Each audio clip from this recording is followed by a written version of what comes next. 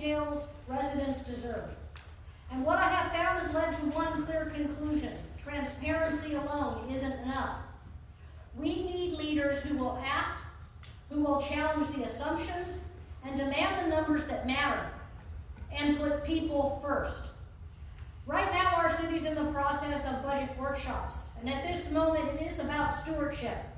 It's about making sure Ormond Beach grows with purpose, without losing sight of the families who already live here, work here, and count on us to be responsible with every dollar.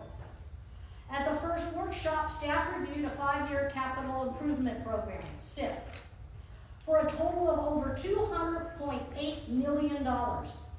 But residents should look more deeply, because how that money is funded affects your bills and your taxes.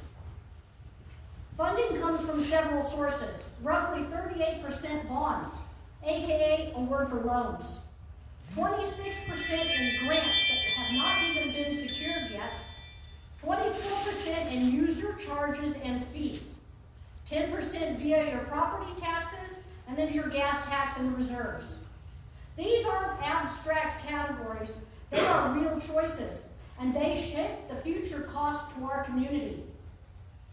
We also saw major projects, like a $2.8 million path, $4.2 million for the beautification and lighting on the Granada Bridge, $575,000 to plan a new park, $2.1 million for new airport access roads, and a major investment, $48 million to relocate the police station towards the geographical center of town, near the airport and Ormond Crossings, away from all the crime. Here's what accountability requires. It is not enough to show the total CIP expenditures. Residents deserve to understand what's funded, what's unfunded, what's expected later, and how those funding gaps could affect future budgets, fees, or taxes. There are 2 sections in the CIP documentation I received through a FOIA request. An additional $200 million in expenditures, over which $180 million which still need a funding source to be identified.